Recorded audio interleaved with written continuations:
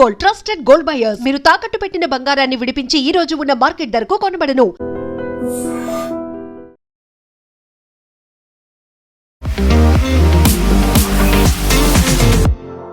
నమస్తే, నేను Kavitha. Welcome to I dream news and నిజాలు. ఇండో పసిఫిక్ రీజియన్లో స్ట్రాటజిక్ భాగస్వామ్యంలో భాగంగా 3 దేశాల విజిట్లో ప్రధానమంత్రి నరేంద్ర మోదీ ఉన్నారు. అందులోనూ పర్టికులర్గా ఈరోజు న్యూజిలాండ్లో పర్యటిస్తున్నారు. దాదాపుగా 40 ఏళ్ల తర్వాత భారతదేశ ప్రధానమంత్రి న్యూజిలాండ్కి వెళ్ళారు. ఇండోనేషియా, ఆస్ట్రేలియా, న్యూజిలాండ్తో ఒప్పందాల్లో ఏవి కీలకం కాబోతున్నాయి, ఎందుకని ఇది అతి క్రూషియల్గా భావిస్తున్నారు? మనతో పాటుగా ఉన్నారు సీనియర్ జర్నలిస్ట్ సురేష్ కొచ్చతిలి గారు. సార్ నమస్తే. సో సీషెల్స్ పర్యటన తర్వాత ఈ 3 దేశాల పర్యటనలో ప్రధానమంత్రి నరేంద్ర మోదీ ఉన్నారు. అతి క్రూషియల్గా ఉండబోతున్నాయి చర్చలు అని ఇప్పటికే భాగస్వామ్య ఒప్పందాలన్నీ కుదుర్చుకున్నారు. అందులోనూ ఇండో పసిఫిక్ రీజియన్, దీని మీద ఎందుకు ఫోకస్ పెడుతున్నారు? గవర్నమెంట్ ఆఫ్ ఇండియాది ఒక లుక్ ఈస్ట్ పాలసీ ఒకటి ఉంది. మోదీ గవర్నమెంట్ వచ్చిన తర్వాత ఎస్పెషలీ కోల్డ్ వార్ అయిపోయిన తర్వాత సోవియట్ యూనియన్ లేదు, రష్యా ఉన్నారు, యుఎస్ వాళ్ళ డామినెన్స్ ట్రై చేస్తున్నారు. ఎక్కడ కావాలంటే వాళ్ళ ఆయుధాలు అమ్మడానికి ట్రై చేస్తున్నారు, వాళ్ళే యుద్ధాలు చేస్తున్నారు, వాళ్ళు చెప్పిన మాటలే వినాలి, వాళ్ళ ట్రేడ్ టాక్స్ ఉంది. దాన్ని చూసిన తర్వాత మోదీ గవర్నమెంట్ ఒక సెకండ్ హాఫ్లో అంటే ఫస్ట్ టర్మ్ కాదు, సెకండ్ టర్మ్కి వచ్చేటప్పుడు లుక్ ఈస్ట్ పాలసీ అని ఒక పాలసీ పెట్టారు. అంటే మనం ఎప్పుడు ఎక్కువ emphasis Indonesia, Malaysia, Philippines, Vietnam, Cambodia, Laos, Singapore ఇట్లాంటి దేశాల మీద ఎక్కువ పెట్టారు. Singapore of course we have financial type. వీళ్ళ దగ్గర పొటెన్షియల్ చాలా ఎక్కువ ఉంది. అండ్ వీళ్ళు చాలా సంవత్సరాల ముందు సోవియట్ ఎరాలో ఉండే, వీళ్ళందరూ సోవియట్ యూనియన్ రాడార్లో ఉండే. సోవియట్ యూనియన్ డిసెంటేటెడ్ అయిన తర్వాత చైనా వాళ్ళ ఇన్ఫ్లుయెన్స్ ట్రై చేస్తున్నారు. ఇక్కడ మనకు తెలిసిందే సౌత్ చైనా సీలో ఫిలిప్పీన్స్తోని, ఇండోనేషియాతోని చైనాకి పెద్ద ప్రాబ్లం ఉంది. వాళ్ళ పెట్రోలింగ్ బోట్స్ తీసుకొచ్చి కొడుతున్నారు ఫిలిప్పీన్స్ నేవీ చిన్న చిన్న వెసల్స్ మీద. అప్పుడు ఫిలిప్పీన్స్ ఏం చేశారంటే మన వైపు నుంచి, మన దగ్గర నుంచి బ్రహ్మోస్ మిసైల్ సిస్టమ్ కొనుక్కున్నారు. Even Vietnam has purchased it. అది వచ్చిన తర్వాత చైనీస్ వాళ్ళు వాళ్ళ ఎక్సర్సైజ్లు స్టాప్డ్ ఇట్. బ్రహ్మోస్ ఎప్పుడు యూజ్ చేయరు, అంతే ఒక షిప్ మీద యూజ్ చేయడానికి బ్రహ్మోస్ వేస్ట్, పెద్ద వెపన్ సిస్టమ్ అది. సో కానీ అది వచ్చిన తర్వాత it's like a nuclear weapon. చేతిలో కర్ర ఉంది, కొడతాను నేనని చెప్పేసి బెదిరించడానికి చేస్తారు, నార్త్ కొరియా స్టైల్. సో దాని తర్వాత Modi government look east policy ప్రకారం మనం ఎంగేజ్ చేయడం మొదలుపెట్టాం. And that to best part is Indonesia. Indonesia కూడా వాళ్ళకి చైనాతో ప్రాబ్లం ఉంది. వాళ్ళు ఒక కౌంటర్ వెయిట్గా యుఎస్ వాళ్ళకి ఆయుధాలు అమ్మడానికి ట్రై చేస్తున్నారు. అది పేట్రియట్ మిసైల్స్ ఉండొచ్చు, మిగతా ఆర్మ్స్ సిస్టమ్స్ ఉండొచ్చు, హెలికాప్టర్స్ ఉండొచ్చు. కానీ ఇండోనేషియా అంత అఫోర్డ్ చేయలేరు, అంత చాలా ఎక్స్పెన్సివ్ యుఎస్ ఆర్మ్స్. సో మన వైపు చూశారు, మన ఫిలిప్పీన్స్కి అమ్మాం కదా, అక్కడ బాగానే పనిచేస్తుంది బ్రహ్మోస్. 3 బ్యాటరీ యూనిట్స్ ఉన్నాయి అక్కడ. ఇప్పుడు మనం ఇండోనేషియాతోని ఒప్పందాలు ఒక 14 పాయింట్ల ఒప్పందం చేసాం. దాంట్లో మెయిన్గా ఇది ఒకటి, డిఫెన్స్ ప్రొడక్షన్లో కూడా వెళ్తున్నాం మనం. అంటే అన్నీ మనం ఇక్కడ తయారు చేయాలని లేదు, వాళ్ళ దగ్గర కూడా తయారు చేసుకోవచ్చు. ఓకే, ఇంకోటి అడ్వాంటేజ్ ఏంటంటే maritime research and maritime search and maritime security. మనకు తెలిసిందే, మన గ్రేట్ నికోబార్ ప్రాజెక్ట్ వచ్చిన తర్వాత ఇప్పుడు స్టార్ట్ అయింది చూడండి వర్క్. 10 సంవత్సరాలు 3 ఇన్స్టాల్మెంట్లో జరగబోతుంది అది. ఆ గ్రేట్ నికోబార్ ప్రాజెక్ట్ పక్కనే ఉన్నారు వీళ్ళందరూ as a chain of islands అన్నమాట.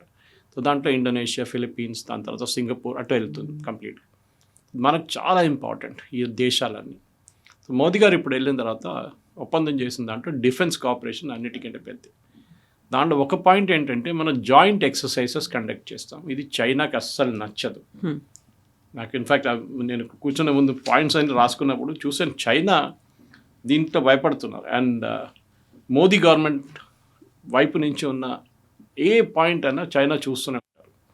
అది మన శ్రీలంకలో ఒక పోర్ట్ కొనేస్తున్నాం మనం, మ్యాజగాన్ డాక్ వాళ్ళు వెళ్ళి పోర్టే కొనేస్తున్నాం మనం కంప్లీట్గా. ఎందుకంటే వాళ్ళు పబ్లిక్ ఇష్యూకి వెళ్ళినప్పుడు వాళ్ళు బ్యాంకరప్ట్ అయిన ఒక శ్రీలంకన్ కంపెనీ, అది మనం కొనేసాం. దాని పక్కనే చైనీస్ ఉన్నారు హంబాబోటాలో. సో మనం కౌంటర్ వెయిట్ లాగా వెళ్ళి కూర్చున్నాం శ్రీలంకలో. గ్రేట్ నికోబార్ ప్రాజెక్ట్ వస్తుంది. దాని తర్వాత మీరు అటువైపు చూస్తే ఇండోనేషియా, ఫిలిప్పీన్స్, ఈ 2 దేశాలు మనకు చాలా క్లోజ్. అండ్ వీళ్ళతోనే ఒక న్యూక్లియర్ కోఆపరేషన్ కాకుండా మిగతా దాంట్లో మనం చేసుకోవచ్చు. వాళ్ళు ఒకటి మెయిన్ థింగ్ అంటే మనం we will never sell our nuclear technology, ఎవరికి అమ్మం మనం. కానీ మిసైల్ ప్రొడక్షన్ మనం అమ్మొచ్చు, మనకి ఎన్పిటీలో అది ప్రాబ్లం లేదు, నాన్ ప్రొలిఫరేషన్ ట్రీటీలో. సో ఇప్పుడు చైనాని కౌంటర్ చేయడానికి మెయిన్గా ప్రెసిడెంట్ ప్రభావో అండ్ మోదీ గారు ఇద్దరు సంతకం పెట్టిన 14 డాక్యుమెంట్స్, అంటే వాళ్ళ టీం పెట్టిన 14 డాక్యుమెంట్ చాలా ఇంపార్టెంట్. రెండవది ఏంటంటే డిఫెన్స్ ప్రొడక్షన్. నేను చెప్పాను చూడండి, ఇప్పుడు వాళ్ళ దగ్గర కూడా మనం బ్రహ్మోస్ ఒక యూనిట్ షిఫ్ట్ చేయొచ్చు, లేకుంటే మిగతా ఏదో ఒక డిఫెన్స్ యూనిట్ అక్కడ షిఫ్ట్ చేసి ప్రొడక్షన్ అక్కడ చేసుకోవచ్చు. మూడవది మన షిప్స్, నేవల్ షిప్స్ని ఇండోనేషియాలో రెగ్యులర్గా we can park it there. అది మనకు పెద్ద అడ్వాంటేజ్, ఎందుకంటే గ్రేట్ నికోబార్ వచ్చేటప్పటికి దాకా ఒక కనెక్టివిటీ వచ్చేస్తుంది. Malacca Straits is just there. Malacca Straits importance ఏంటంటే, ఇప్పుడు మన హార్మోస్ చూసాం, స్ట్రైట్ ఆఫ్ హార్మోస్ 20% వరల్డ్లో ఉన్న వరల్డ్ కావాల్సిన ఆయిల్, ఫర్టిలైజర్, గ్యాస్ అంతా ఆ రూట్ నుంచి వస్తుంది. మలక్కా స్ట్రైట్ నుంచి వెళ్ళే route 40%, 40% of world's maritime traffic Malacca Straits నుంచి వెళ్తుంది. అది మనం రేపు క్లోజ్ చేసామనుకోండి, ఫినిష్డ్, మొత్తం వరల్డ్ ట్రేడ్ ఆగిపోతుంది. మళ్ళీ మొత్తం సర్క్యూటస్ పెద్ద రూట్ తీసుకోవాల్సి వస్తుంది. వాళ్ళు అందరికన్నా పెద్ద ఇంపాక్ట్ రాబోతుంది చైనాకి. చైనాది కూడా చాలా మటుకు వాళ్ళ షిప్స్ ఆ రూట్ నుంచి వెళ్తుంది, మలక్కా స్ట్రైట్స్ నుంచి. అండ్ సౌత్ చైనా సీలో చైనా ఎప్పటి నుంచో వాళ్ళ సబ్మెరీన్స్ కానీ వాళ్ళ షిప్స్ తీసుకొచ్చి పెడుతున్నారు. సో మనకి ఇండోనేషియా ఈ పర్టికులర్ విజిట్లో ఇది మిలిటరీ కాంపోనెంట్ చాలా ఇంపార్టెంట్, కవిత గారు. అది కాకుండా ఇంకోటి, మనం ఇండోనేషియాతో మనకు తెలిసిందే, it was at one time ఒక హిందూ సామ్రాజ్యం ఉండేది. ఇప్పుడు కూడా బాలి వైపు మీకు కనిపిస్తుంది దాని రామాయణం కానీ ప్రాంబాన్ టెంపుల్ ఉంది. ఇప్పుడు మోదీ గారు అండ్ ప్రభు ఇద్దరు కలిసి వెళ్ళారు. అది మనం అర్థం చేసుకోవాలి. Indonesia technically world's largest Muslim country by population, కానీ వాళ్ళకి ఒక హిస్టరీ ఉంది. వాళ్ళ ఎయిర్లైన్ పేరు గరుడ, వాళ్ళ కరెన్సీ మీద గణేష్ భగవాన్ ఉంటుంది. ఇన్ఫ్యాక్ట్ నిన్న నేను మా ఎక్స్ కొలీగ్తో మాట్లాడుతున్నాను బ్యాంకాక్లో. నేను పనిచేసే హోటల్లో, అప్పుడు పనిచేసిన హోటల్ బయట 3 విగ్రహాలు ఉన్నాయి. నేను మర్చిపోయాను దాన్ని. I remember one of them is Brahma, ఎందుకంటే థాయిలాండ్లో Brahma is omnipresent. Brahma and of course Vishnu. మూడోది శివ ఉండే. అప్పుడు నేను అడిగాను, శివ మీకు చాలా రేర్గా కనిపిస్తుంది థాయిలాండ్లో. మన కల్చర్ అక్కడ దాకా వెళ్ళింది, బియాండ్ దట్. ఈ చోలాస్ వీళ్ళు ఉన్న టైంలో కూడా చాలా మటుకు మన నేవల్ పవర్ అక్కడ దాకా, కంబోడియా దాకా వెళ్ళింది. మనం వినో అంకోర్ వాట్, విష్ణు భగవాన్, అది ఒక కన్స్ట్రక్షన్ మనమే చేసాం, మన కింగ్స్, మన రాజులు చేశారు అది. సో ఇండోనేషియాతోని ఒక యునెస్కో సైట్ ఉంది అక్కడ, ఒక యోగకర్త అని చెప్పి. అక్కడ మోదీ గారు అండ్ ప్రెసిడెంట్ గారు వెళ్ళి, ప్రెసిడెంట్ ప్రాబో వెళ్ళి వీళ్ళు జాయింట్లీ లాంచ్ చేశారు ప్రోగ్రామ్. అది రిస్టోరేషన్ నడుస్తుంది అక్కడ. సో మనకి ఇండోనేషియాకి కల్చర్లీ చాలా క్లోజ్ టైస్ ఉన్నాయి, ఇప్పుడు కాదు ఎన్నో సంవత్సరాల నుంచి. సో అదొకటి ఎక్స్ప్లాయిట్ చేయాల్సి వస్తుంది.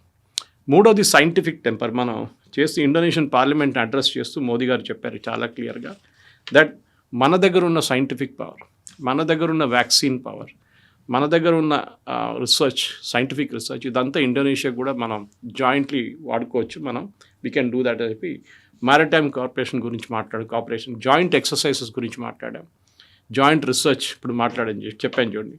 అది కాకుండా న్యూ డిఫెన్స్ టెక్నాలజీస్లో కూడా చాలా మటుకు we'll go with the Indonesians. వాళ్ళకి ఇది చాలా పెద్ద ఒక బెనిఫిట్, ఎందుకంటే సైన్స్లో అంత అడ్వాన్స్ కాదు ఈ దేశాలు, కానీ వాళ్ళ దగ్గర పొటెన్షియల్ ఉంది. సో మనం దాని పొటెన్షియల్ని ఎక్స్ప్లాయిట్ చేసుకోవచ్చు అనమాట.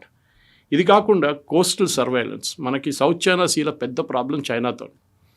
సో మన ఇండోనేషియాలో ఒక 3 షిప్లు పెట్టుకుంటే మనకి కోస్టల్ సర్వేలెన్స్ ఈక్కి అయిపోతుంది. ఎస్పెషలీ మనం అండమాన్స్ నుంచి, అంటే గ్రేట్ నికోబార్ ప్రాజెక్ట్ కానీ ఇప్పుడున్న ఐఎన్ఎస్ బాస్, మన ఇండియన్ నేవీది ఒక బేస్ ఉంది అక్కడ, అక్కడి నుంచి మనం ఆపరేట్ చేసుకోవచ్చు. సో ఇది ఇప్పుడున్న దాంట్లో. అది కాకుండా ఆసియాన్ గురించి కూడా, మన ఆసియాన్ అంటే association of south east Asian నేషన్స్తో ఒప్పందాలు ఉన్నాయి.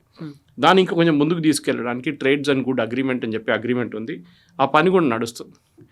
ఇంకో చాలా ఇంపార్టెంట్ మ్యాటర్ ఇస్ ఇండోనేషియాలో మినరల్స్ చాలా ఉన్నాయి, క్రిటికల్ మినరల్స్. అది ఇప్పుడు మనకు తెలిసిందే. ఈ మినరల్స్ అనగానే అందరూ ఇమ్మీడియట్లీ ఒక ఎక్సైట్మెంట్ వచ్చేస్తుంది మినరల్స్లో. ఎక్కడుందా మినరల్స్ అని. యూఎస్ కూడా అదే చేస్తున్నారు, చైనా కూడా అదే చేస్తున్నారు, మనం కూడా. సో ఇండోనేషియాతో ఒక ఒప్పందం చేసాం, క్రిటికల్ మినరల్స్ని మనం ఎక్స్కవేట్ చేసుకోవచ్చు.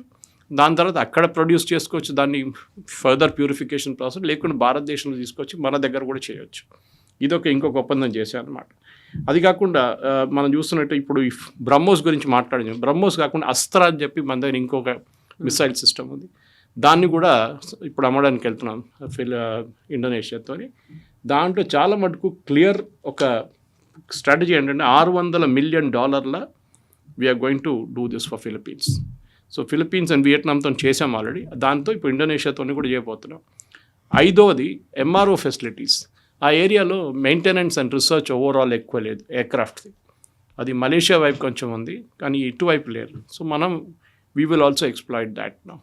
And this are some of the కొన్ని మెయిన్ పాయింట్స్ జరిగింది. ఇప్పుడు మోదీ గారు ఇండోనేషియాకి వెళ్ళినప్పుడు ఇదంతా అఫ్కోర్స్ ఈ అడ్రస్ ద పార్లమెంట్ ఆల్సో అక్కడ. ఎగ్జాక్ట్లీ. సో అక్కడ డిఫెన్స్ సిస్టమ్తో పాటుగా మైనింగ్ మినరల్స్ మీద ఫోకస్ అయితే ఇండోనేషియాతో ఉంది. బట్ ఆస్ట్రేలియాకి సంబంధించి చూస్తే అక్కడ టీలో షుగర్ లాగా మేము కలిసిపోయాము అనేది, అక్కడ ఫ్రెండ్షిప్ గురించి చెప్తున్నారు, అక్కడ బాండ్ అనేది ఉంది. ఆస్ట్రేలియాతో ఉన్నటువంటి ఈ డీల్స్ అనేవి, ట్రేడ్ అనేది ఎలా ఉండబోతుంది? చాలా ఇంపార్టెంట్. ఎందుకంటే మనకి దీంట్లో మనం ఒక మెయిన్ ఒప్పందం పెట్టాము యురేనియం గురించి. యురేనియం మనం ఇప్పుడు యూజువలీ కెనడా నుంచి తెచ్చుకుంటాం, కానీ మనకు సరిపోవట్లేదు. ఎస్పెషలీ మనకి ఇప్పుడున్న 8 GW జనరేషన్ న్యూక్లియర్ పవర్ మనం మోదీ గవర్నమెంట్ 2047 అంటే మనం 100 years ఆఫ్ ఇండిపెండెన్స్ కంప్లీట్ చేసే టైంకి ఇది 100 GW చేయాలని ప్లాన్ ఉంది. వీఆర్ ఇన్ 2026, 36, 46 అంటే 21 yearsలో ఇప్పుడున్న 8 GW పవర్ని 100 GW పవర్గా మనం ఎక్స్పాండ్ చేసుకోవాలి. మన దగ్గర టెక్నాలజీ ఉంది, కూలం చేసాం, దానికి కల్పాకం దానికన్నా ముందు ఉండే, కైగా ఉండే మన దగ్గర చాలా మటుకు మన దగ్గర న్యూక్లియర్ ప్రాజెక్ట్స్ ఉన్నాయి. కానీ మనకు క్లీన్ ఎనర్జీ కావాలంటే and especially Paris treaty sign చేసిన తర్వాత మన గ్యాస్ ఎమిషన్ తగ్గించాలంటే డెఫినెట్లీ మన కోల్ నుంచి బొగ్గు నుంచి we have to move to nuclear power. ఇప్పుడు ఆస్ట్రేలియా దగ్గర ప్రాబ్లం ఏంటంటే వాళ్ళ దగ్గర వరల్డ్లో 3rd largest యురేనియం రిసోర్సెస్ ఉంది వాళ్ళ దగ్గర, కానీ వాళ్ళ దగ్గర ఒక్క న్యూక్లియర్ పవర్ ప్లాంట్ కూడా లేదు. అది వాళ్ళ ఫిలాసఫీ. కొన్ని దేశాలు ఎస్పెషల్లీ యూరోపియన్ కంట్రీస్ న్యూక్లియర్ నుంచి మూవ్ అయిపోయారు, కానీ ఇప్పుడు మళ్ళీ న్యూక్లియర్కి తిరిగి వస్తున్నారు. ఇది మనం చూసిన జపాన్లో ఫుకుషిమాలో జరిగిన ఒక యాక్సిడెంట్ తర్వాత కొన్ని దేశాలకి డౌట్ ఉండే న్యూక్లియర్ పవర్ గురించి. కానీ టచ్వుడ్ మన దగ్గర ఇప్పుడు కూడా మనం కల్పాకం ఎప్పటి నుంచో ఉండే మన దగ్గర, దానికన్నా ముందు కైగా లాట్ ఆఫ్ న్యూక్లియర్ ప్లాంట్స్. అట్లా ప్రాబ్లం మన దగ్గర ఇప్పుడు దాకా రాలేదు, కానీ అది జరిగింది ఫుకుషిమాలో. దట్ ఇస్ అనదర్ ఎర్త్ క్వేక్తో మొదలైంది. అది actually it's a natural disaster, technical కాదు అక్కడ. దాని ముందు చెర్నోబిల్లో జరిగిన యాక్సిడెంట్ కూడా మనం చూసాం. అది చాలా పెద్ద ఒక న్యూక్లియర్ ఏం చెప్తారు డిజాస్టర్. అది ఇప్పుడు కూడా దాన్ని 500 kilometers దగ్గర కూడా మనం వెళ్ళలేము, అంత కంటామినేటెడ్ అయిపోయింది అన్నమాట.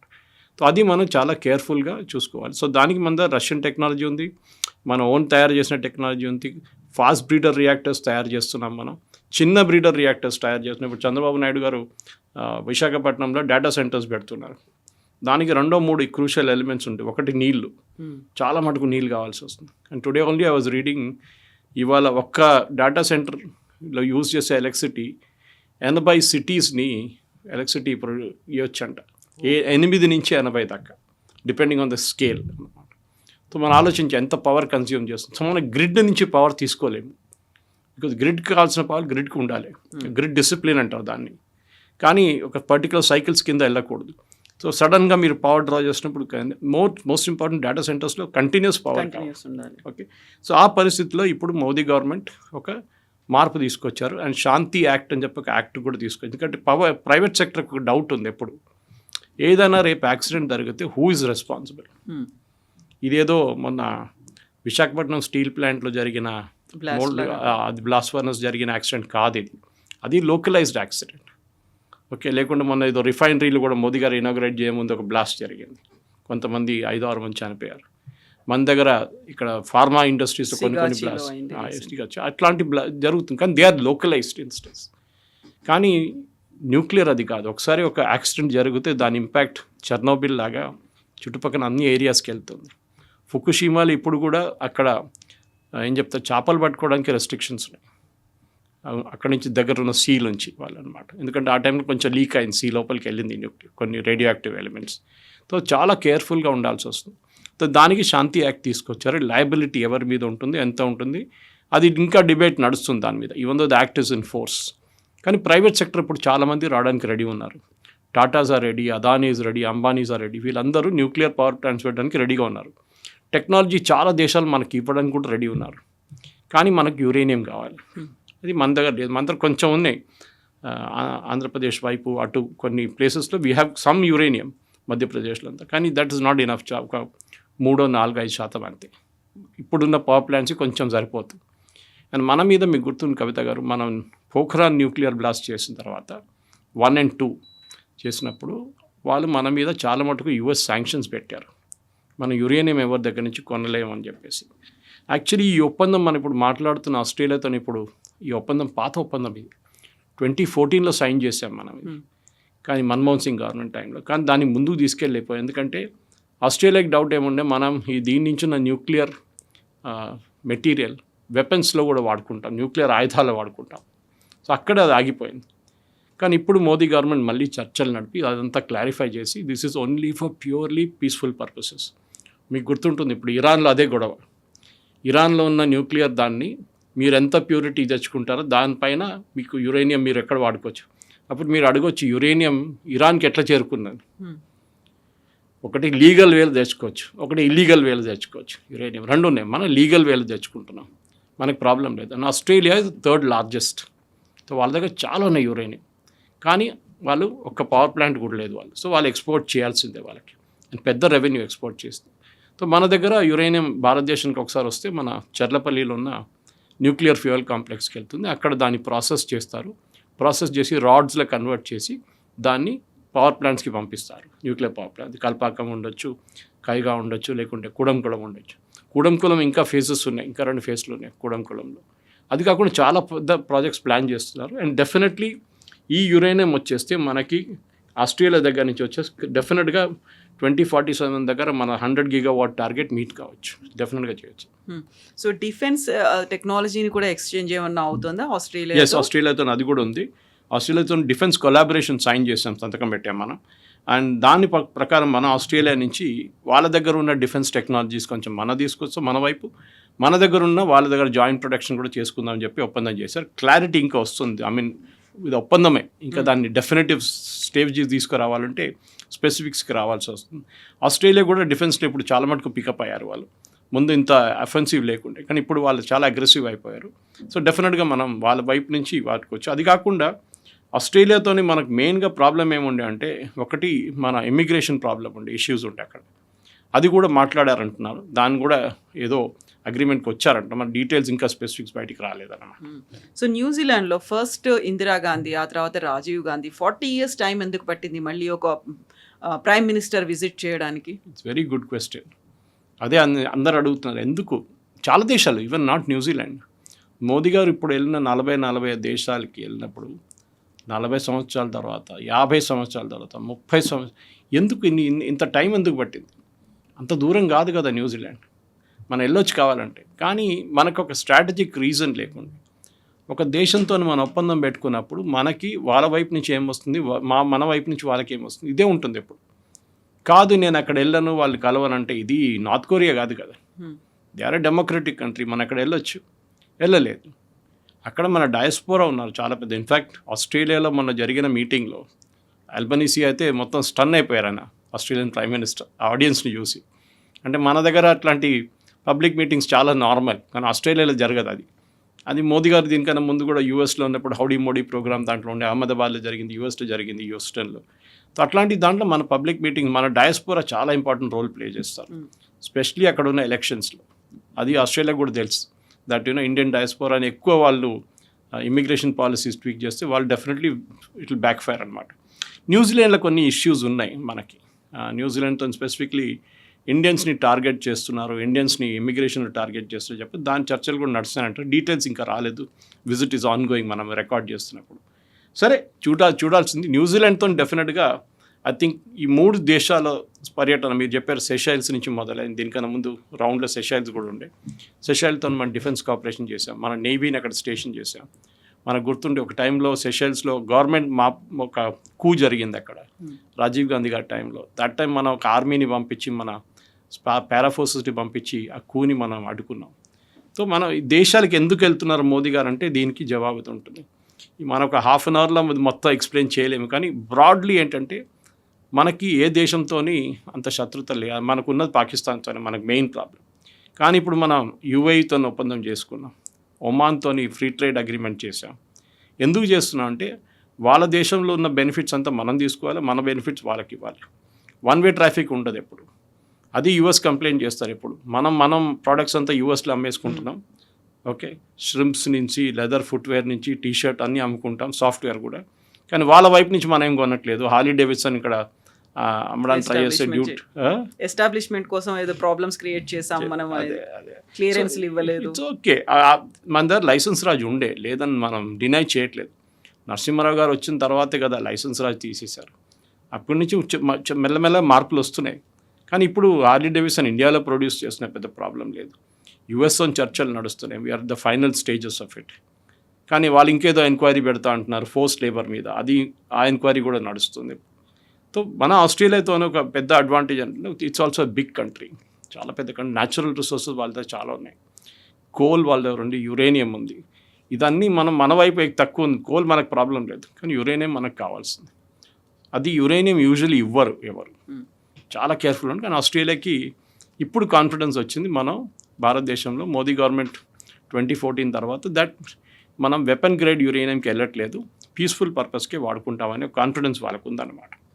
సో ఇప్పుడు 3 కంట్రీస్ అనేవి ఇప్పుడు స్ట్రాటజిక్ డెవలప్మెంటో లేకపోతే డిఫెన్స్ ఎక్విప్మెంటో వీటన్నిటితో పాటు ఒక ఫ్రెండ్లీ అట్మాస్ఫియర్ డెవలప్ చేసుకోవడానికి ట్రేడ్ డీల్స్ అనేవి ఇవన్నీ అవుతున్నప్పటికి కూడా అంత ఫ్రెండ్లీగా భారతదేశాన్ని వాళ్ళు నమ్ముతున్నారా? ఫర్దర్గా ఒకవేళ చైనా వచ్చింది అనుకోండి, లేదు నెక్స్ట్ అమెరికా వచ్చింది, వాళ్ళతో కూడా ఇండో పసిఫిక్ రీజియన్ లైక్ ఆ పసిఫిక్ రీజియన్ పరిధిలో కూడా ఏమైనా ఇలాంటి కార్యక్రమాలు లేకుంటే ఎక్విప్మెంట్లో ఎస్టాబ్లిష్మెంట్లో చేసుకోవచ్చు కదా. హోల్ అండ్ సోల్ భారతదేశం మీద డిపెండ్ అయ్యలేవు, హోల్ అండ్ సోల్ మనం కూడా వాళ్ళతోనే ఫ్రెండ్షిప్ అనేది కంటిన్యూ చేయట్లేదు కదా. కరెక్ట్. మన ఏం చెప్తారు, don't put your eggs in Only one one basket అంటారు. మనం డిస్ట్రిబ్యూట్ చేయాలి మన రిస్క్ని. ఎప్పుడు మనం చూస్తున్నప్పుడు ఒమాన్తో ఒప్పందం చేసినప్పుడు, అండ్ స్పెషల్లీ క్రైసిస్ మొదలయ్యే ముందు, ఈ స్టేట్ ఆఫ్ హార్మస్ క్రైసిస్ మొదలయ్యే ముందు ఒమాన్ 24 ప్లేస్లో ఉన్నారు మన దగ్గర నుంచి, మనం ఇంపోర్ట్ లెవెల్లో వాళ్ళ వైపు నుంచి. ఇప్పుడు ఒమాన్ 10వ స్థానానికి వచ్చేసారు. మార్పులు చాలా వస్తున్నాయి. మనం యూత్ అని సైన్ చేశాం. ఇప్పుడు అది పార్లమెంట్లో పడింది, యూరోపియన్ యూనియన్ పార్లమెంట్లో ఉంది. అది ఒకసారి వాళ్ళ అప్రూవ్ చేస్తే ఆ FTA కూడా వచ్చేస్తుంది. ఆల్ ట్రేడ్ డీల్స్ అని చేసుకున్నాం. It's big deal. ఎందుకంటే సడన్లీ యువర్ యాక్సెస్ 40 మార్కెట్స్కి మీకు యాక్సెస్ వచ్చేస్తుంది. యూకేతో సపరేట్గా చేసాం మనం, అది కూడా ఇట్స్ ఆల్రెడీ ఇంప్లిమెంటెడ్. సో ఏ దేశం కూడా no man is an island అంటారు ఇంగ్లీష్లో. సేమ్ థింగ్, మనం ఒక సపరేట్ ఐలాండ్గా ఉండలేము. మేము ఎవరితోనే పెట్టుకోము, అది నార్త్ కొరియా స్టైల్లో. మనం ఎక్కడైనా అక్కడికి వెళ్ళాల్సింది. మనం నేర్చుకోవాల్సింది అన్నిటికంటే పెద్ద కమ్యూనిస్ట్ దేశం చైనా ఎట్లా క్యాపిటలిస్ట్ అయిపోయారు, చైనా ప్రొడక్షన్లో నెంబర్ 1 ఎట్లా అయ్యారు, చైనా మ్యానుఫ్యాక్చరింగ్లో ఎట్లా ముందుకెళ్ళిపోయారు, అది చాలా పెద్ద లెసన్స్ ఉంది. మొన్న కూడా చైనీస్ ఎలక్ట్రిక్ వెహికల్స్ మీద యూరోపియన్ కంట్రీస్ వాళ్ళ టారిఫ్ పెట్టడానికి ట్రై చేస్తున్నారు. కానీ ఎంత టారిఫ్ పెట్టినా కానీ ఎండ్ ఆఫ్ ద డే మళ్ళీ ఆ రేట్ అంతే అవుతుంది. సో మన వైపు నుంచి కూడా ఇప్పుడు మోదీ గారు తిరిగి అది మోదీ గారు అని కాదు, కవిత గారు, any prime minister, any president, ఏ దేశంలో అయినా, ఇప్పుడు ఈవెన్ ప్రెసిడెంట్ ట్రంప్ చూడండి, ఎక్కడికి వెళ్ళినా వాళ్ళ దేశాల్లో ఉన్న ప్రోడక్ట్ని అమ్మడానికి ట్రై చేస్తారు. టర్కీకి వెళ్ళారు, మేము మీకు F-35 అమ్ముతారు అంటున్నారు ఆయన. వాళ్ళ వైపు నుంచి వాళ్ళ కంట్రీలో ఉన్న ప్రొడక్షన్, వాళ్ళ కంట్రీలో ఉన్న ఏం చెప్తారు ఇండస్ట్రియల్ పవర్ వాళ్ళు వాడుకుంటారు. జీ జింగ్పిన్ ఎక్కడికి వెళ్ళినా కానీ, వాళ్ళ దేశానికి చైనీస్ దగ్గరికి ఎవరైనా ట్రేడ్ డెలిగేషన్ వస్తే వాళ్ళు క్విట్ ప్రోకో చూస్తారు. కెనడా కూడా అంతే, మెక్సికో కూడా మేము చూసాం. మనప్పుడు కెనడా మెక్సికోకి యుఎస్తో ప్రాబ్లం ఉంది ప్రొడక్షన్ వైపు నుంచి, చైనా కూడా అదే ప్రాబ్లం ఉంది యుఎస్తో. సో మనం కూడా మన వైపు నుంచి మన ఇండస్ట్రియల్ ప్రొడక్షన్ మన బయట దేశాలకి we should move beyond shrimp and software. ఎందుకంటే అది ఉంది, మన పవర్ ఉంటుంది ఎప్పుడు అది. కానీ దాని తర్వాత కూడా మన వైపు నుంచి ఇప్పుడు న్యూక్లియర్ టెక్నాలజీ చూడండి, మనం కూడా ఎక్స్పోర్ట్ చేసుకోవచ్చు, కానీ దానికి కొన్ని రెస్ట్రిక్షన్స్ ఉంది మన వైపు నుంచి. గాజ్ ఎక్స్పోర్ట్ చూడండి మన వైపు నుంచి. టెక్స్టైల్స్ అయితే మన స్ట్రెంగ్త్ ఎప్పటి నుంచో ఉంది, తిరుపూర్ నుంచి లుధియానా దాకా మనకి ఎఫర్ట్ ఉంది. కానీ మోదీ గారు వెళ్ళేటప్పుడు ప్రతిసారి మన దేశంలో ఉన్న ప్రోడక్ట్స్ అక్కడ అమ్మడానికి ట్రై చేస్తారు, వాళ్ళ దగ్గర ఉన్న ప్రోడక్ట్స్ మనం తీసుకుంటాం. 2-way ట్రాఫిక్ అది ఒక వరల్డ్లో ఇప్పుడున్న రూల్, అది మనం కూడా పాటించాలి. కానీ అన్నిటికంటే పెద్ద డేంజర్ అన్ని దేశాలకి ఏం కనిపిస్తుంది అంటే, ఒకటి మిలిటరీ. మనం చూసాం ఈ ఇరాన్, ఇజ్రాయెల్, US యుద్ధంలో అన్నిటికంటే పెద్ద ఒక లెసన్ అది. దట్ మీకు పెద్ద షిప్పులు అక్కర్లేదు, చాలా మటుకు వందలాది ఎయిర్క్రాఫ్ట్ అక్కర్లేదు, డ్రోన్ అండ్ మిసైల్స్తో మీరు మొత్తం చేసుకోవచ్చు మీ బిజినెస్. దానికోసం ఇప్పుడు ఇండోనేషియా, దానికన్నా ముందు ఫిలిప్పీన్స్ కానీ వియట్నాం కానీ వీళ్ళందరూ మనతో చర్చలు జరుపుతారు. మన కాస్ట్ ఆఫ్ బ్రహ్మోస్ చూసి US ఒక మిసైల్ సిస్టమ్ చూస్తే చాలా తక్కువ, మనకి 1/10 ఉంటుంది. అది మనం వాడుకోవాలి, ప్రైస్ అడ్వాంటేజ్. ఓకే, ఈ బ్రహ్మోస్ అనే ప్రాజెక్ట్ కూడా it's Indo Russian collaboration. Okay, Brahmaputra and Moscow river పేరు పెట్టి తీశారు. అది బ్రహ్మోస్. కానీ దాన్ని మనం ఎంత బాగా వాడుకున్నామని ఆపరేషన్ సింధూర్లో ఒక ఆపరేషనల్ అడ్వాంటేజ్ మనకు వచ్చింది. సో దేశాలు చూస్తూనే ఉన్నారు, ఓకే దే ఆర్ ప్రొడ్యూసింగ్, బాగా జరిగింది ఇది, అవి మాకు కూడా కావాలి. ఇన్ఫ్యాక్ట్ నేను చెప్పాను చూడండి, ఫిలిప్పీన్స్ ఆ 3 బ్యాటరీలు తెచ్చి పెట్టుకున్న తర్వాత చైనీస్ పెట్రోలింగ్ తగ్గిపోయింది, నేవల్ పెట్రోలింగ్. వాళ్ళకు కూడా భయం ఉంది ఇప్పుడు దట్ ఫిలిప్పీన్స్ కూడా తీసుకుంటారు, ఇప్పుడు ఇండోనేషియా తీసుకుంటారు, వియట్నాం దగ్గర ఆల్రెడీ ఉంది. అండ్ వియట్నాం కమ్యూనిస్ట్ కాలనీ ఉండే అక్కడ వన్ టైం. ఇప్పుడు వాళ్ళు కూడా మారుతున్నారు, వాళ్ళ స్ట్రాటజీ మారిపోతున్నారు. Yes we should do it, అంటే డౌట్ లేదు. ఆస్ట్రేలియాతో న్యూక్లియర్ ఫ్యూయల్ తీసుకోవడం ఏ ప్రాబ్లం లేదు. In fact Australia is now the 4th largest, 3rd largest ఉండే. వాళ్ళు లోకంలో ఉన్న యురేనియంది 8% వాళ్ళ దగ్గర ఉందన్నమాట. సో ఎస్ కెనడాతో డీల్ చేసుకుంటాం, కెనడాతో బార్గెన్ చేసుకోవచ్చు ఇప్పుడు కావాలంటే. Listen, Australia is giving us at this rate, మాకు ఏ రేట్లు ఇస్తారు మీరు అని చెప్పేసి రెస్ట్రిక్షన్స్ పెట్టకుండా ఇంత ఇస్తారు. ఎందుకంటే మన ఇదంతా ఒక క్రైసిస్ మూమెంట్లో తెలుస్తుంది. అది మనం పోఖ్రాన్లో చూసాం. పోఖ్రాన్ జరిగిన తర్వాత మన మీద మొత్తం శాంక్షన్ పెట్టేశారు యూఎస్. టారిఫ్ కాదు, శాంక్షన్ పెట్టేశారు. మనం ఏం కొనలేకపోయాం బయట నుంచి. దానికన్నా ముందు తర్వాత మనం చేసిన మన క్రయోజెనిక్ ఇంజిన్ ప్రాజెక్టులో అదే ప్రాబ్లం వచ్చింది. ఇప్పుడు మనం రష్యాతో మాట్లాడుతాం కవిత గారు, అది రష్యాని మర్చిపోతున్నాం మనం. Su-57 ఆఫర్ చేశారు వాళ్ళు, మనం ఇప్పుడు వద్దని చెప్పి, ఎందుకంటే వాళ్ళ డిఫెన్స్ ప్రొడక్షన్ కొంచెం ప్రాబ్లంలో ఉంది యుక్రెయిన్ వార్ తర్వాత. కానీ మనం రఫేల్ తీసుకుంటున్నాం. ఇప్పుడు చూడండి, మెక్రాన్తో కలిసినప్పుడు ప్రధానమంత్రి గారు డైరెక్ట్ డీల్ చేసుకున్నారు. Company is Dassault Aviation, private company. మనం వాళ్ళతో డీల్ చేయట్లేదు, we are dealing with the French government. ఎందుకంటే బోఫోర్స్ తర్వాత ఏ డిఫెన్స్ కాంట్రాక్ట్లోనే కానీ ఈ కమిషన్ల భయం ఉంటుంది. సో మోదీ గవర్నమెంట్ ఒక నిర్ణయం తీసుకున్నారు. బోఫోర్స్ తర్వాత రాజీవ్ గాంధీ గారు చేసిన ఒప్పందంలో ఎన్నో అవకతవకలు జరిగింది. దాని తర్వాత we will not make any such mistakes again అని చెప్పి direct government to government deal చేస్తున్నారు. ఇప్పుడు అది జర్మనీతో ఉండొచ్చు, it can be with France and even US. Apache helicopters తీసుకున్నాం మనం యుఎస్ దగ్గర నుంచి. కానీ వాళ్ళు చెప్పిన అన్నీ మనం తీసుకోవాలని లేదు. F-35 ఆఫర్ చేశారంటున్నారు, మోదీ గవర్నమెంట్ నో అన్నారు. ఒక ఎయిర్క్రాఫ్ట్ ఇస్ $100 million, అంత చీప్ కాదు. అండ్ యూఎస్కి ఒక హ్యాబిట్ ఉంది కవిత గారు, ఏ క్రైసిస్ వచ్చినా కానీ వాళ్ళు సడన్గా బ్యాన్ పెట్టేస్తారు. మీరు ఎట్లయిపోతుందంటే కార్ కొనిన తర్వాత స్పేర్ పార్ట్లు దొరకకపోతే మీరేం చేస్తారు? ఇది ప్రాబ్లం మన దగ్గర. సో మనకి ఇప్పుడు రఫేల్ కంపల్షన్ అనేది క్రియేట్ చేస్తారో అక్కడే ఒక స్టాప్ గేట్ అనేది కూడా ఉంటుంది. ఎస్, ఎందుకంటే అది బ్లాక్మెయిల్, అది లిటరల్ బ్లాక్మెయిల్. అది మనం చూసాం క్రయోజెనిక్ ఇంజిన్ ప్రాజెక్ట్లో. రష్యా దగ్గర నుంచి మన ఇంజిన్ కొంటున్నామని చూడంగానే యూఎస్ ఆఫర్ చేశారు క్రయోజెనిక్ ఇంజిన్స్, మా దగ్గర కొనుక్కోండి. కానీ వాళ్ళ cost was 4 times Russian cost. అంటే మనకి ఒక 100 రూపీస్ ఈక్వలెంట్ తీసుకుంటే 25 రూపాయలు రష్యా ఇస్తే 100 రూపాయలకి యూఎస్ అమ్ముతున్నారు. సో మనం న్యాచురల్లీ రష్యా దగ్గర తీసుకుంటాం. అండ్ రష్యా మనకి మొత్తం టెక్నాలజీ ట్రాన్స్ఫర్ చేస్తా అన్నారు క్రయోజెనిక్ ఇంజిన్లో. అప్పుడే నారాయణ్ గారిని అరెస్ట్ చేశారు, అదంతా పెద్ద స్టోరీ కూడా ఉంది. సో డిఫెన్స్ కోఆపరేషన్లో ఇప్పుడు మనం ఇండోనేషియాతో చేసిన ఒప్పందం. మోదీ గారు మళ్ళీ ఇంకా 3 దేశాలకు వెళ్తారు, ఆయన అవార్డులు తీసుకుంటున్నారే. మన వాళ్ళకి చాలా పెద్ద ప్రాబ్లం మన వాళ్ళకి. అది ఒక ప్రధానమంత్రికి అవార్డు ఇచ్చేటప్పుడు దేశానికి ఇస్తున్నారు, ప్రధానమంత్రికి కాదు. అందులో కూడా ఏఐ జనరేటెడ్గా ఉన్నాయి అనే సీషెల్స్ నుంచి సెషల్ గవర్నమెంటే క్లారిఫై చేశారు అది. దట్ పర్టికులర్ అవార్డ్ మోదీ గారికి కస్టమైజ్ చేసి ఇచ్చాము మేము, ఎందుకంటే అది అందరికీ అక్కర్లేదు. ఇట్ వాజ్ రిగార్డింగ్ ఎన్వైరన్మెంట్ అన్న దాని గురించి ఉండే. So it was only for Modi and for India. Award Modi గారికి కాదు, ఇండియాకి ఇస్తున్నారు. అది దీనికన్నా ముందు అఫ్కోర్స్ వీరు ఇట్లా ఇంత పెద్ద మాటలంటే కాంగ్రెస్ వాళ్ళు జవహర్లాల్ నెహ్రూ భారతరత్న ఆయనకే ఇచ్చుకున్నారు. ఆలోచించండి, ఫస్ట్ టైం ఇన్ హిస్టరీ ఒక సర్వింగ్ ప్రైమ్ మినిస్టర్ ఆయనకే రికమెండ్ చేసుకుని ఆయనే భారతరత్న వేసుకున్నారు. ఇప్పుడు దాకా జరగలేదు అట్లా. ఓకే, అంబేద్కర్ గారికి భారతరత్న ఎప్పుడు ఇచ్చారు మనకు అందరు తెలిసిందే. సర్దార్ పటేల్ గారికి భారతరత్న ఎప్పుడు వచ్చింది అందరు తెలుసు. కానీ నెహ్రూ కుటుంబానికి ఇమ్మీడియట్గా భారతరత్నాలు వచ్చేసినాయి. అది నెహ్రూ ఉండొచ్చు, ఇందిరాగాంధీ ఉండొచ్చు, రాజీవ్ గాంధీ ఉండొచ్చు. So anyway that's not a matter. కానీ ఈ కాంగ్రెస్ వాళ్ళు చేస్తున్న క్యాంపెయిన్, సుప్రీయా శర్నాథే కానీ మిగతా వాళ్ళు చేస్తున్న campaign, it is below the belt.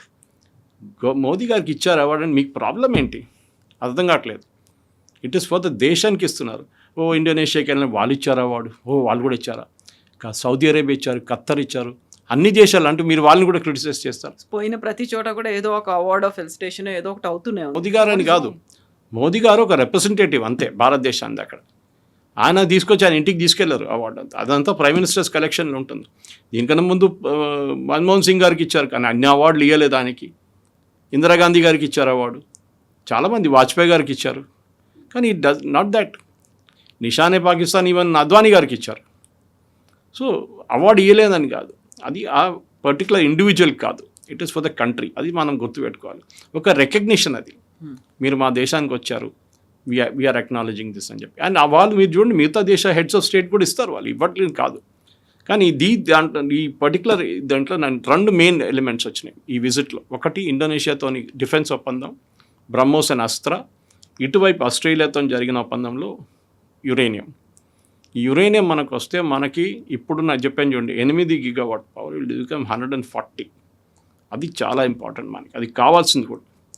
మనకు క్లీన్ ఎనర్జీ కావాలి, మనం కోల్ ఫేస్ అవుట్ చేయాల్సి వస్తుంది. ఇంకో 40 సంవత్సరాల తర్వాత మనకి ఇప్పుడున్న రామగుండం కానీ కొత్తగూడెం అంతా క్లోజ్ డౌన్ చేయాల్సి వస్తుంది, ఆల్టర్నేట్ ఫ్యూయల్స్కి వెళ్ళాల్సి వస్తుంది. సో దాంట్లో అప్పుడు nuclear is never ending, it can go on and on and on అనమాట. దాని తర్వాత మనం అఫ్కోర్స్ సోలార్ మీద ఉన్నాం, మనం విండ్ పవర్ మీద ఉన్నాం, అదండి. కాకుండా హైడల్ పవర్ కూడా మన దగ్గర ఉంది. కానీ hydel power is not reliable. వర్షం రాకపోతే ఇప్పుడు వర్షాలు లేవు, హైడల్ పోతుంది. సో యురేనియం కావాల్సిందే మనకు. అండ్ యాక్చువల్లీ మన దగ్గర లేనప్పుడు మనం ఎక్కడుంటే అక్కడ తీసుకుంటాం మనం. Yes sir. So New Zealand complete అయిన తర్వాత అవుట్కమ్ ఏంటి అనేది అప్పుడు న్యూజిలాండ్లో ఐ డోంట్ థింక్ అంత పెద్ద, ఎందుకంటే చిన్న దేశం. సో మనం మోస్ట్లీ న్యాచురల్ రిసోర్సెస్ గురించి వాళ్ళ దగ్గర నుంచి ఫిషరీస్ గురించి అంత అగ్రిమెంట్ ఉండొచ్చు. Ministry of external affairs statement బహుశా వాళ్ళు వచ్చేస్తుంది, దాని తర్వాత మనం చూద్దాం వాళ్ళు ఏమంటారు. Thank you so much. Thank you very much.